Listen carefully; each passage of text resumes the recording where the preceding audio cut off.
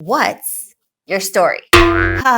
Imagine you're at a social event and someone you've had your eye on comes up to you. They smile and ask, "So, what's your story?"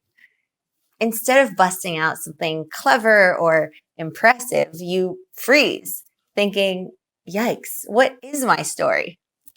Oh, wouldn't it be nice to have this one prepared? Now, don't be fooled by the question, "What's your story?" This is an informal way of saying, "Tell me about yourself." But in a casual setting, we wouldn't say, "Tell me about yourself." This isn't an interview after all. You could also think of "What's your story?" like an elevator pitch that doesn't necessarily have to do with work. In this lesson, I'm going to walk you through steps so that you can answer this question as effortlessly as possible. The best part is you can deploy these steps on the spot so that you can answer it on the fly. If you're interested, then keep on watching.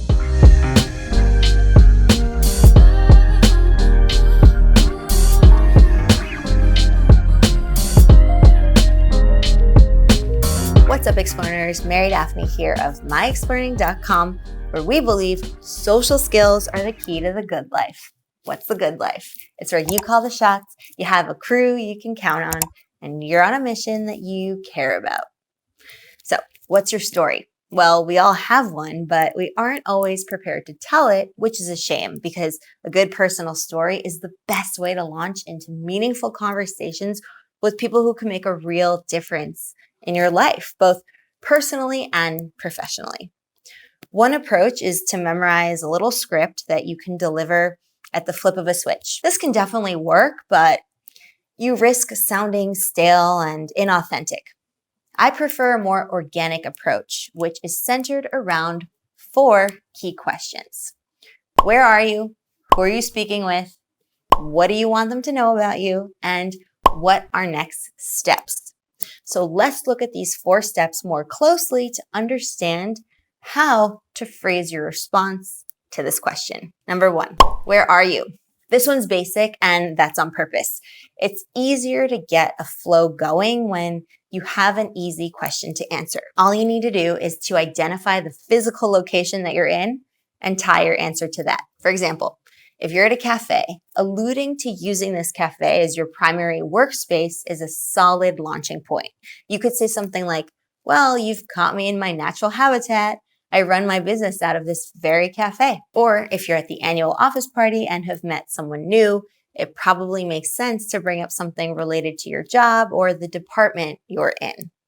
So you could say something like, "Well, you see that desk over there? That's where all the magic happens." And if you're in the library, you could say something like, "Well, if you ask the librarian, she probably would say that I'm a permanent resident of the biology section of this building." So use your location to help you frame the context of your response. So that's the first step. Let's move on to the second step. Who are you speaking with? The second step is to figure out who you're speaking with. Is this a potential love interest, a possible business partner, a future client? By determining who your audience is, you can determine what your objective is in interacting with them and tailor your response accordingly. If romance is the objective, it's probably better to focus on an aspect of yourself that demonstrates how fun and awesome you are to hang out with rather than dwelling on how good you are at closing deals. All right, on to the next point. 3, what do you want them to know about you the most? What authentic self do you want to project? Remember, you can have more than one authentic self. We have many. Most of us behave differently around our family than we do our coworkers. Those are both our authentic selves, but each has their time and place. In the context of telling your story, this comes down to answering this question. When they recall the conversation later, what's the one thing that you want them to remember about you? If you present yourself as a capable coder who's passionate about building things, the next time they're wondering who they can hire to build their next app, they'll think of you. If you revealed your love for science fiction, you might get a surprise invitation when they decide to go to the next Star Wars film. So in most cases, the most important thing is to convey a sense of authenticity. You need to sound convincing, and the best way to do that is to just be yourself. And don't be afraid to take little jabs at yourself in the process, which will put them at ease and also demonstrate that you have a sense of humility and also humor. All right, ready for the final question? Number 4, what are next steps? The last steps to take when delivering your personal story is to keep the door open for further conversation.